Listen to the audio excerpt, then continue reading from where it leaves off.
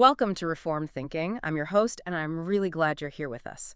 We're going to open up the scriptures today, and as always, we're doing that with our feet firmly planted in the soil of the Reformation. That's right. We hold to the Westminster Confession, and we believe that good theology isn't just, an academic exercise. It's the fuel for living a holy life. It has to be. So today, we're taking a long, hard look at the Psalter, specifically Psalm 66. And to help us understand this text, we're going to be walking through the commentary of the Prince of Preachers himself, Charles Haddon Spurgeon. And we're using his massive work, the Treasury of David. It is massive. It is. And Psalm 66 is, well, it's a massive text in its own right. It's a song that starts with a roar and ends with a whisper. A roar and a whisper. I like that. It begins with the nations, the whole earth, shouting for joy, and it concludes with the secrets of one man's heart. And Spurgeon does a masterful job of bringing out that contrast. He shows us that the God who rules the nations with a rod of iron is the very same God who sits down to refine the believer's soul like silver. I have to say, reading through the notes you sent over, this doesn't feel like a gentle, comforting bedtime story. It feels heavy. It is heavy. It's supposed to be. Spurgeon notes right at the beginning that the inscription of this psalm is dedicated to the chief musician. Okay, what does that mean? That's a specific instruction. He says this isn't the song for a novice. He writes, and I'm quoting him here, "He had need be a man of great skill, worthily to sing such a psalm as this." So you can't just hand this sheet music to a beginner. No. You can't expect him to carry the weight of it. It requires real skill, real spiritual maturity to lead this kind of worship. That makes me think about how we approach worship today. We often want it to be accessible, easy, catchy. But Spurgeon seems to be saying that the content of our theology actually dictates the quality of our art. That's it exactly. He says that the best music in the world would be honored to be married to these words. You can't have low, cheap, or sloppy music for a psalm that speaks of such terrible and glorious works of God. The subject matter demands skill. It does. And the subject matter here is, well, it's expansive. Spurgeon outlines the flow of the psalm in a way that's really helpful for getting a handle on it.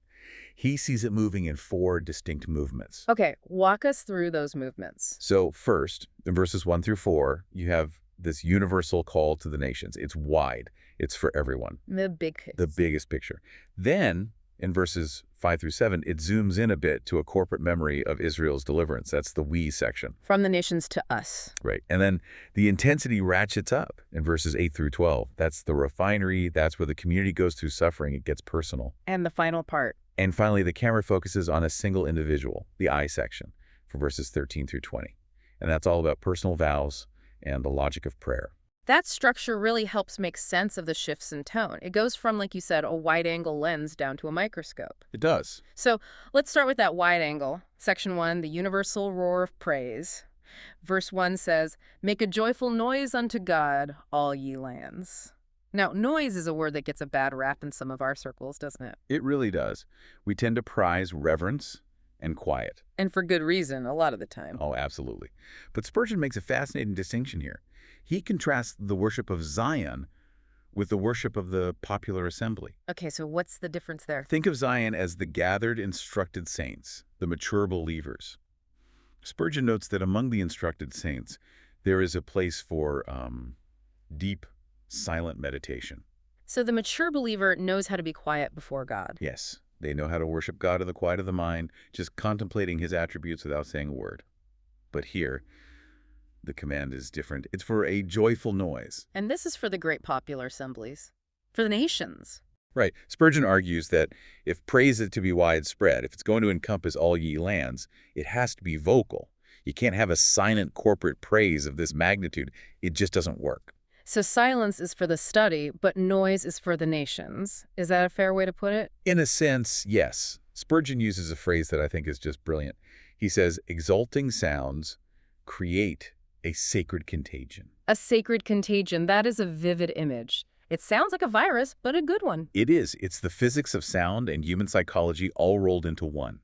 When one person shouts the praise of God, it vibrates the air. It hits the ear of the person next to them. It catches on. It spreads. It spreads. It reminds us that our public worship isn't just a vertical transaction between us and God. It's horizontal, too. We stir one another up. And if everyone is just mumbling into their hymnal, The fire goes out. mm-hmm. But if everyone is making a joyful noise, the fire spreads. It becomes a corporate act. But he does qualify the kind of noise, right? It's not just screaming for the sake of screaming. Correct. He adds very practical note for, you could say, church music directors. He says, the music should be cheerful. That sounds simple. It sounds simple, but think about it. It shouldn't just be noise. It must be joyful noise. It's not about volume for volume's sake. It's about the quality, the affection behind it. It needs to sound like we actually delight in God. Which leads us to the object of this noise. Verse 2 says, sing forth the honor of his name. Spurgeon grounds this in a principle that's very central to our theology. He does. He says, to give glory to God is but to restore to him his own. That's a great summary of worship. We're not giving God something he doesn't already have. We're not adding to his bank account. Not at all. We aren't adding to his stature one bit. We're simply recognizing what is already true and returning it to him. The motto of the believer, Spurgeon says, should be all worship be to God only. And that cuts against the grain of so much modern thinking, where worship is so often evaluated by how it makes the worshiper feel. Oh, completely. Did I get goosebumps? Did I cry? Did I feel something? Spurgeon is saying, no, that's the wrong starting point. The glory belongs to God inherently, whether you feel it on a given Sunday or not. He also has a warning about the quality of this praise. He says, make his praise glorious, and then he warns against praise that is mean and groveling. He does. And this is interesting because, Spurgeon wasn't a high church man at all. He didn't care for vestments or incense or grand cathedral architecture. So he's not talking about the production value. Not at all. When he warns against mean and groveling praise, he isn't saying you need a pipe organ or a choir in robes. He's saying the heart worship must be superior. It must be high. It must be noble. So the glory of the praise comes from the sincerity and the theological depth of the heart. Not the props on the stage. That's it. Now we have to talk about verse 3. This is where the text gets a little uncomfortable for modern ears. Say unto God, how terrible art thou in thy works. Terrible. It's a word we usually use to describe a bad movie or a disastrous meal, Right. My dinner was terrible. But in the older English, Yeah. and certainly in the Hebrew concept, it means terrifying, awe-inspiring, dread-inducing. And Spurgeon has an interesting insight on why the psalmist starts with terrible rather than, say, loving. He observes that the human mind is usually first arrested by attributes that cause fear. It's just human nature. Before men see God in Christ, which is the revelation of love and grace, the terrible predominates. And he points to nature to illustrate this. Yes, the convulsions of nature. He talks about continents shaking, hurricanes, plagues, thunderstorms. These are the terrible works of God. And as Reformed believers, we don't shy away from attributing these things to God's sovereignty. We can't. We don't say nature is just acting independently or it's just random chance. No, God is terrible in his works. So it seems like he's saying that fear is often the first step in waking someone up to reality. That's a good way to put it. He says, power brings a man to his knee, but love alone wins the heart. And that's a crucial distinction. Power brings a man to his knee. But love wins the heart. The terrible works get our attention. They force a physical submission, but they don't necessarily regenerate the heart. You can be terrified of a hurricane, for example, but that doesn't mean you love the one who sent it. Not at all. Which explains the next phrase in verse 3, which I found really surprising. Thine enemies shall submit themselves unto thee. Yeah, that seems straightforward, but there's a nuance there. A huge one. If you look at the linguistic detail, as Spurgeon and the scholars he consulted point out, the Hebrew literally means they shall lie unto thee. Lie unto the... So the enemies are submitting, but they're lying about it. They don't mean it. Precisely. This connects directly to the doctrine of total depravity. These enemies are overwhelmed by God's terrible power. They see the judgment coming, so they bow down. They say, we submit, we give up. But it's a feigned submission. It's forced. There's no heart change. Not at all. Spurgeon uses the example of Pharaoh in Exodus as the perfect illustration. Walk us through that. Well, Pharaoh was stubborn. His heart was hard. But when the plagues came, when the terrible works of God started destroying Egypt, Pharaoh bowed. He said he would let Israel go. He acted submissive. But he was lying. He was lying. His heart hadn't changed one bit. He just wanted the pain to stop. As soon as the pressure was off, what did he do? He chased them again. Spurgeon also mentions a historical story from New England that illustrates this perfectly. It was about an earthquake, wasn't it? Yes, the religious panic during the great earthquakes in New England. The ground started shaking, and suddenly the churches were packed. People were terrified that the world was ending. So they ran to the church. They ran to the church, they joined in drove, they made professions of faith. But the pastors noted later that for many of them there was no true conviction of sin. There was no love for Christ. It was just panic. It was superstitious fear. They were lying to God-feigning submission because they were afraid of the terrible works. It just illustrates that raw force can coerce behavior, but only grace changes the will. That is a really sobering thought. We can fill churches with people who are afraid of the consequences, but who have no love for the king. It's a danger we have to always watch for. Moving on to section 2, the tone shifts a bit. We go from the terrible noise to a visual invitation. Verses 5 through 7 say, "Come and see the works of God." The appeal here is to the eye. Come and see. Spurgeon notes that the church appeals to the world to use their eyes. Christianity isn't a secret society with hidden knowledge that you only get if you know the secret handshake. No, we point to historical acts. We say, look at what happened. Look at the evidence. Exactly. Seeing is the first step to believing in this context. And what are they supposed to be looking at specifically? Verse 6 says, "He turned the sea into dry land." Now, obviously, that happened centuries before the psalmist wrote this. Right, it's ancient history even for him. But Spurgeon argues these are standing wonders. Standing wonders, that concept is vital, isn't it? It is. We often think of the Red Sea crossing or the drying up of the Jordan as events that are stuck in the timeline. They happen, they're done. But Spurgeon, thinking typologically, says they are present realities for the faith of the church. Okay, explain that typology a bit more. What does that mean for us? Well, the Red Sea is a type. It's a picture of the believer's passage from slavery and sin to freedom in Christ. The Jordan is the passage into the promised land, into our inheritance. So these aren't just stories about Israel. There are stories too. The Christian inference, as Spurgeon calls it, is that because God did that then, no obstacle in our pilgrimage heavenward can hinder the elect now. So if he dried the sea back then, the obstacles in your life today, your sickness, your financial trouble, your difficult relationships, they are already conquered in principle. That's the idea. The wonder stands. It is still effective for our faith today. He even connects it to the end of time, to the scene in Revelation. He does. He references the armies of heaven standing on the sea of glass mingled with fire. And what are they singing? They're singing the Song of Moses. The Song of Deliverance. The Song of Deliverance. The Exodus from Egypt is the prototype for the final deliverance of the church. So when the psalmist says, "Come and see," he's inviting us to look at the past to secure our hope for the future. But there's a warning here, too. Verse 7 says, "His eyes behold the nations." And Spurgeon really digs into the Hebrew word for behold. It's not a casual glance. It's not just looking.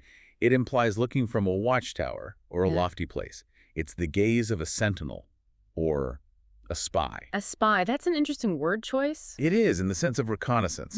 The theological implication is that God spies out his enemies. He marks their conspiracies. We often fret about the schemes of wicked men or powerful nations. We worry about what's happening in the halls of power. We feel so small and powerless. We do.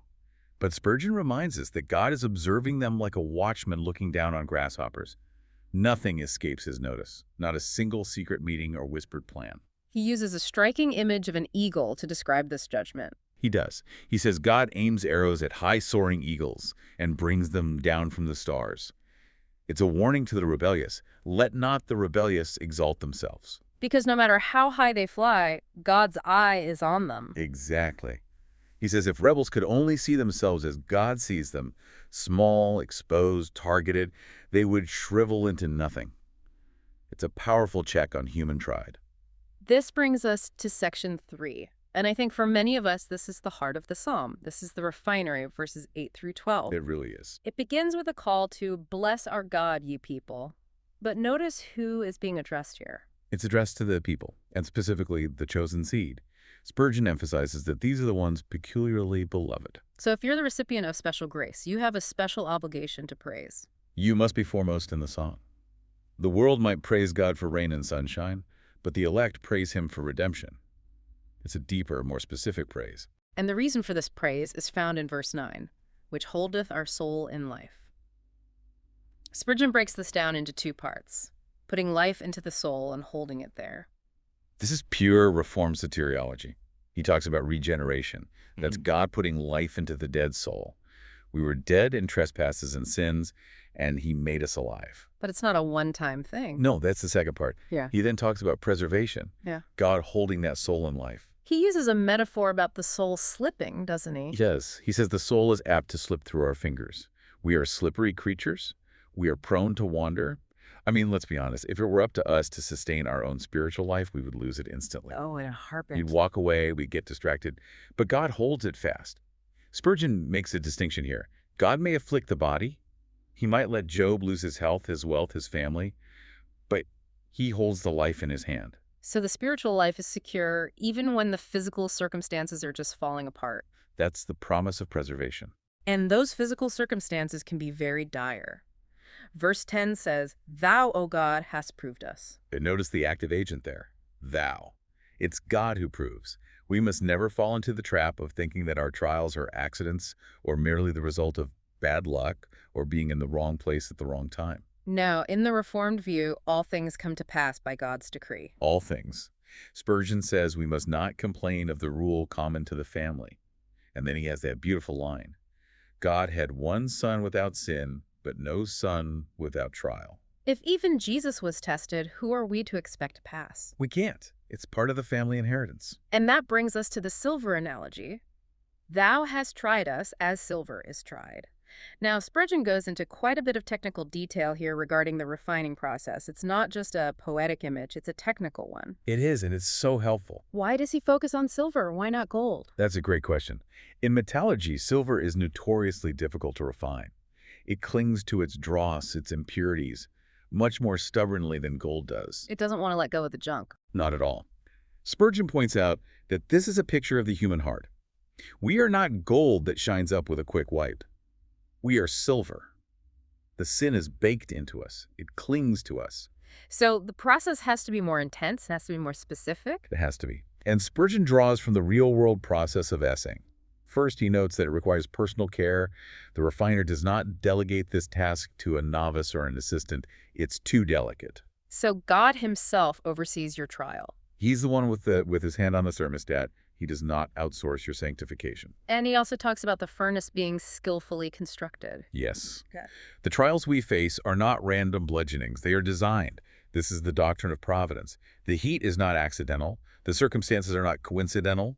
The whole thing is an engineered environment for our good. Let's talk about that heat. The regulation of the temperature is critical in silver refining. It is everything. It's the whole ball game. If the furnace is too cool, the dross and the tin and the other impurities are not separated. The scum stays in the metal, the process fails. You've gone through the fire for nothing. For nothing.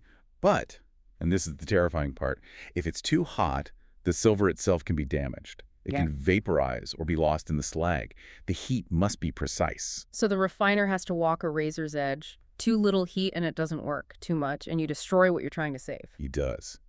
And Spurgeon argues that God knows the exact temperature required to consume our dross, our sin, our pride, our reliance on self without destroying the silver of our faith. He pushes us right to the limit, but not 1 degree past it. That is comforting and terrifying at the same time. It is. It means that the heat you are feeling right now, in whatever trial you're in, is not out of control. It is calculated. It is precise. Spurgeon also mentions how the refiner knows when the process is finished. How does he know when to turn the heat down? The old silversmiths used to say that the process is finished when the refiner can see his own face reflected in the metal. When the scum and the dross are burned away, the surface of the molten silver becomes a perfect mirror. And that is the goal of our trial. God is not burning us because he's angry. He is burning us until he can see the image of Christ reflected in our character. That puts a whole new perspective on suffering. I mean, a completely new one. It has to. But the song keeps piling on the images. Verse 11 says, "Thou broughtest us into the net." The imagery changes from the furnace to the trap. It's the picture of fish or birds being enclosed. We feel trapped. We look for a way out, and there is none. We try to solve the problem, but every door is shut. We've all been there. And the hard truth, again, is that God brought us there. Thou broughtest us. Spurgeon says the only comfort in the net is that God is the one holding the strings. Even if it's a punishment or a discipline, It is his hand that is in control.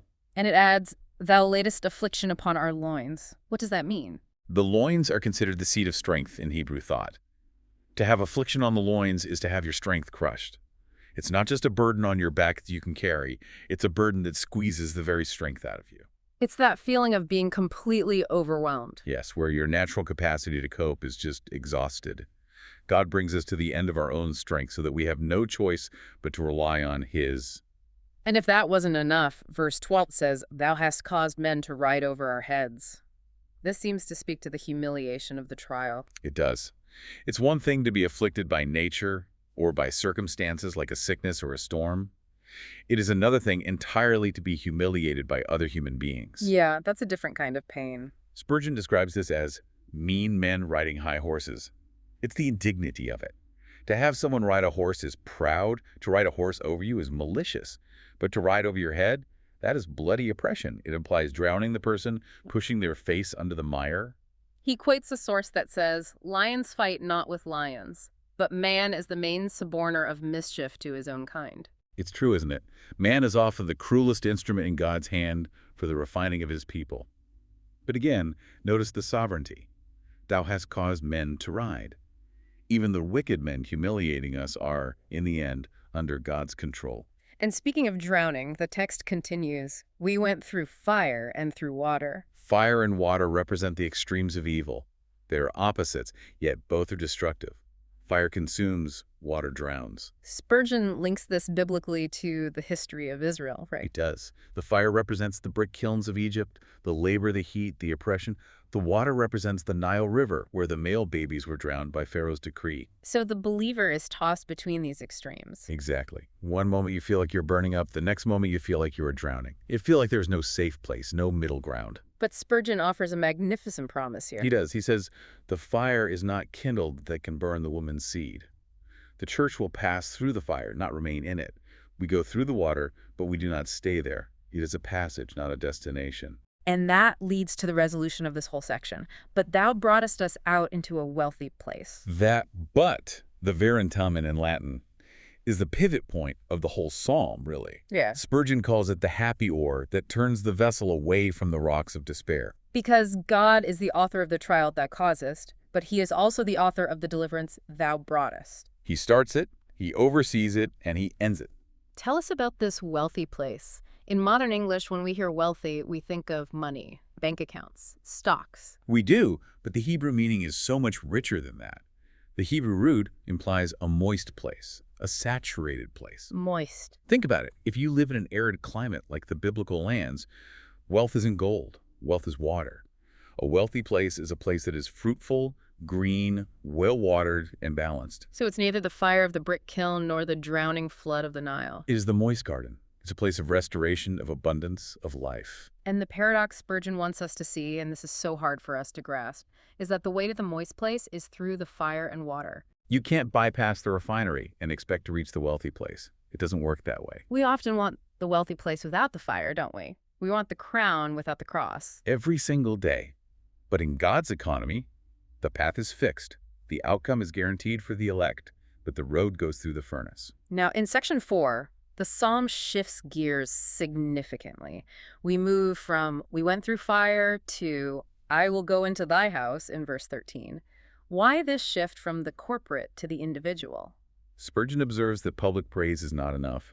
The corporate we is essential. But at some point, the individual must record their special mercies. You can't hide in the crowd forever. It has to get personal. It has to. There comes a moment where the believer must stand up and say, I have a personal debt of gratitude to pay. The community went through the fire, but I experienced God's grace in a specific way that I need to acknowledge. And the psalmist says, I will pay be my vows. This brings up the whole topic of making vows to God. Spurgeon and the expert sources he uses offer some caution here. They do. The caution is this: be slow to make vows, but prompt to discharge them. That sounds wise. It is, because we have a human tendency when we're in the net or under the wheel to promise God everything. We call them foxhole prayers. Lord, get me out of this and I'll do anything. I'll be a missionary. I'll sell my house. I'll never sin again. All of that. But once the trouble passes, We forget. We rationalize. We say, well, I was emotional then. I didn't really mean it. Spurgeon says this is a dangerous game to play. God takes those vows seriously. There's a linguistic detail in verse 14, which my lips have uttered, that really sheds light on the intensity of these vows. Yes, the Hebrew literally means lips widely opened. It indicates vehemence. It indicates pressure. It's the picture of a man gasping for air, crying out, opening his mouth wide in distress to make this promise. So it wasn't a casual whisper, it was a desperate cry. It was. And Spurgeon warns us not to forget what we promised when our lips were widely opened in agony. And the payment of these vows is not cheap. Verse 15 lists burnt sacrifices of fatlings. Fatlings. That is the key word. Spurgeon notes that the believer does not bring the starveling goat from the hills. We don't give God the leftovers. Not the stuff we were going to get rid of anyway. No. We don't give him the blind sheep or the lame ox. We give the well-fed bullock. This speaks to the quality of our sacrifice. We give God our best. Spurgeon is very direct here about stinginess. He is. He says, being miserly with God is wretched. I mean, if God has saved you from the fire and the water, how can you be stingy with him? He argues that large gifts to God are not a diminution of a man's estate. It's money put to good interest. It's an investment in eternity. That's how he sees it. And notice the scope, too. Bullocks with goats. The great and the little. The great and the little. It implies a comprehensive giving of one's resources. We magnify the Lord with everything we have, the big things and the small things. Now we arrive at the final section, section 5, the logic of sincerity in prayer. Verse 16 says, "Come and hear, all ye that fear God." And again, there's a specific audience selected here. This is a crucial discernment. He does not say, "Come and hear, everyone." He says, "Come and hear, all ye that fear God." Why? That's the question. Why not tell everyone? Spurgeon, referencing the scriptures, says we must not cast pearls before swine. Because they'll just trample them. They'll trample them. Yeah. Wanton minds. Those who mock or trivialize spiritual things will just burlesque the experience of the soul. They'll make a comedy out of your tragedy. So if you tell a skeptic about how God answered your prayer, They might laugh. They might call it coincidence. They might mock your piety. Spurgeon says, don't waste your breath on them. Share your soul's testimony with those who fear God. They are the only ones who can understand the spiritual logic of deliverance. there's a story about Latimer and Bilney that illustrates this, right? Yes. Hugh Latimer, the great English reformer, said he learned more from hearing Bilney's humble confession of faith than he did from years of scholastic study. Wow. When a God-fearing man shares what God has done for his soul, not just his external life, but his soul, it builds up the brethren in a way that abstract theology sometimes cannot. Verse 17 gives us the mechanics of this prayer. Cried with my mouth, extolled with my tongue. Spurgeon analyzes this connection beautifully. He says prayer and praise should run together like horses in a chariot. The cry is the petition, help me. The extolling is the praise, you are good. They go together. They should. He also notes that the dumb devil is cast out, Meaning? meaning even those who are not fluent speakers can be eloquent with their hearts. The phrase extolling was under my tongue suggests readiness. It was like a piece of candy under the tongue, ready to be enjoyed. He was ready to praise even while he was crying for help. He had the praise ready before the answer even came. Now we come to perhaps the most rigorous theological point in the whole psalm. Verse 18, if I regard iniquity in my heart, the Lord will not hear me. This is the great condition. Yeah, we need to be very, very careful to define our terms here because this verse can cause a lot of anxiety for believers. Right, because if regarding iniquity just means having sin, then we are all in trouble. Exactly. If it meant, if I have any sin in my heart, God won't hear me, then no one would ever be heard. Paul wouldn't be heard. Spurgeon wouldn't be heard. We all have indwelling sin. So what does regard mean in this context? It means to look with favor upon it, to cherish it, to have a side glance of love toward it. Spurgeon defines it as harboring a traitor in the house. Okay, explain that traitor analogy. Imagine you're a king in a castle, and you're being attacked by enemies outside. You cry out to the emperor God for help. Save me from these enemies. Okay. But secretly, you have one of the enemy's spies hiding in your basement, and you're feeding him.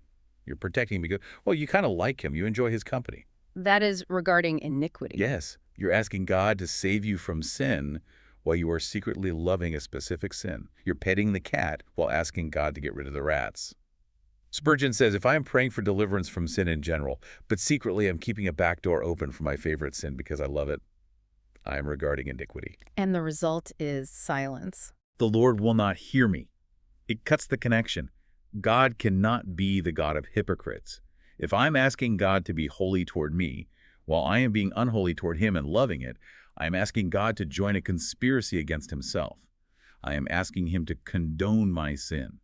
Spurgeon mentions the wretched fallacy of praying against sin while secretly wishing not to prevail. It reminds me of the famous prayer of Augustine before his full conversion, Lord, give me chastity, but not yet. That is regarding iniquity. You want the consequence of sin removed, but you don't want the pleasure of sin removed. So how does the psalmist know he's clear of this? Because in verses 19 and 20, he moves to this triumphant conclusion, but verily God hath heard me. Spurgeon sees a syllogism here. It's a logic puzzle. The psalmist is using deductive reasoning to prove his own sincerity to himself. Okay, walk us through that logic. It's really interesting. It goes like this. Premise A. If I loved sin, if I regarded iniquity in my heart, God would not hear me. That is the established rule from verse 18. Okay, that's the principle. Premise B. But look at the facts. Look at the evidence. God has heard me. He answered my prayer. The deliverance from the fire and water came. The proof is in the pudding. It is. So the conclusion is, therefore I must be sincere. I do not regard iniquity in my heart. That is powerful. His assurance of his own sincerity isn't based on looking inward and asking, do I feel sincere today? It's based on the objective fact that God answered him. Yes, it turns the subjective worry into an objective certainty. And it's sealed with a verily. It's not a guess, it's a fact. The fact that the mercy came through proves that the channel was not blocked by cherished sin. And so the psalm ends on its keynote, blessed be God. It ends where it began, with praise. Blessed be God. He has not turned away the prayer nor his mercy. Spurgeon notes that the prayer and the mercy meet. They embrace. It is the happy ending to the long, hard road through fire and water. What a text this has been. I mean, we've gone from the joyful noise of the nations through the terrible works of judgment into the refinery of silver through the net and the crushing of the loins. A difficult path. And finally, emerging into the moist, wealthy place of answered prayer and a clear conscience. It really encapsulates the Reformed worldview, doesn't it? God is sovereign over the nations and the elements. He shakes the continents. He is sovereign over our suffering. He puts us in the furnace, and he regulates the heat. And he is sovereign over our deliverance. He brings us to a place of abundance. But it also places a demand on us. A huge one. We have a responsibility to praise, to pay our vows, and to cleanse our hearts of any secret love for sin that would block our prayers. It brings us back to that provocative thought regarding the relationship between public calamity and private purity.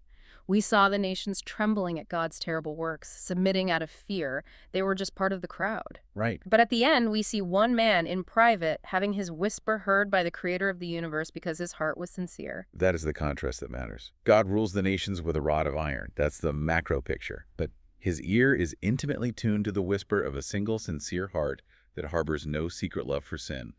That is the micro picture. So the question we have to leave you with is the one that's spurred by verse 18. Is there a side glance of love toward iniquity that is currently silencing the heavens toward you? Are you praying for a wealthy place while secretly holding on to the dross? That's the question. We all want the silver, but we often fear the fire that removes the dross. But the fire is God's severe mercy. Thank you for walking us through this, and thank you for listening to Reformed Thinking. We hope this deep dive into Psalm 66 has encouraged your soul and fortified your mind. Until next time, keep thinking and keep reforming.